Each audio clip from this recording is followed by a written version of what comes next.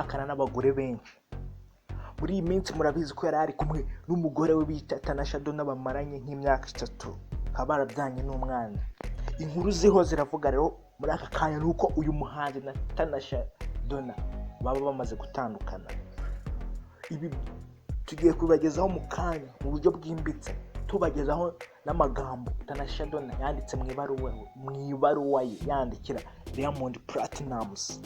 Wowe gumana natwe uri buze gusobanukirwa mu kanya. Turaje iyi nkuru tuyive imuzi n'umuzingo.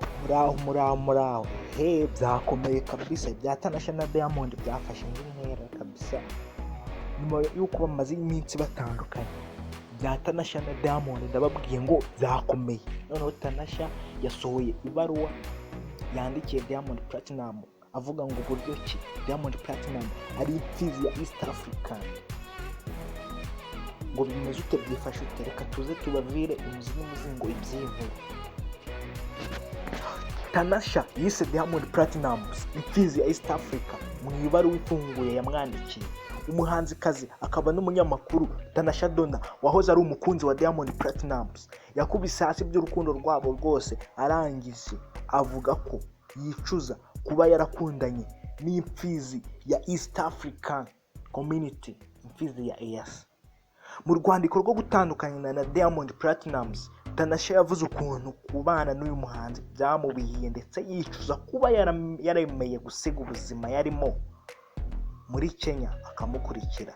Yagize ati, Diamond wanjye, ntabwo hashize imyaka myinshi, imyaka ni mike ishize waje muri Kenya unsaba ko tuganira twenyine. Umutima wanjye wasabagijwe n'ibyishimo, nishimiye guhura nawe tukaganira. Nasabye uruhushya rw'uko ndwaye kugira ngo duhure. Nataye ubwenge bwo wanyakiranaga ubwuzu.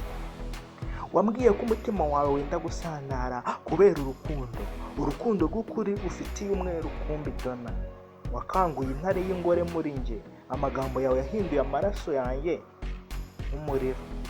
umuriro w'amazi. Nemeye amagambo yawe nta gutekereza. TANASHA yavuze ko Diamond yahise ajya kumwereka ababyeyi be n'inshuti bakamwakira nk'umwamikazi, ndetse nawe ahita amukunda buhumyi atabanje gutekereza. TANASHA yavuze ko yimye amatwi abanenze urukundo rwe na Diamond Platinumz, yiyemeza kubabeshyuza abana nawe ubuziraherezo, akanamubyarira abana beza kandi benshi. Ageze ku byo kumuca inyuma, Diamond yagize ati, imyaka 3 twari tumaranye yari imeze nk'imyaka 10 mu ikuzimu. Sinakwizera ko ntari nasinze ubwo namubwiraga yego, kuko sinzi icyo nabivuze nkurikiye. Ubwamamare bwawe, ubutunzi bwawe, urukundo rwawe rw'ubujyajya. Narikunze mba ikigoryi. Wanyikishije umwuma amagufa yanjye aracyandya. Yakomeje ati, nakabaye naragishije inama Sepetu Nazare mbere yuko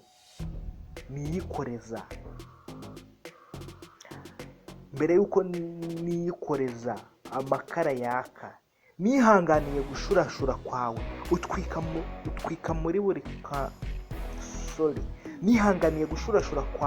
muri buri kanzu. Nagerageje gukorana indirimbo zidafite akamaro nawe kugira ngo ntangize umubano wanjye nawe. Nzi ko umunsi umwe uzakora ukaniga ugumisha imbunda yawe mu mufuka. Sinamenye kuri imfizi idafite akamaro, idashobora kuba mu kiraro. Umugabo w'akarere ka Afrika y'Iburasirazuba, umugabo wa East African Community, umugabo wa EAC. Ni Diamond nta wundi. Mu ibaruwa TANASHA yandikiye Diamond amubwira ko ari imfizi ya East African Community.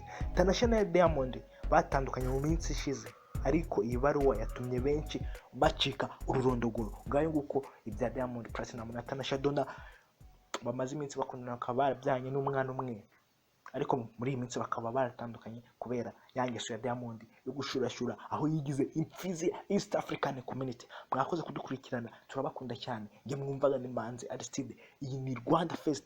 Tugushishikariza gukora subscribe, like, share na comment. Mwakoze cyane. Muhane amahoro y'Imana.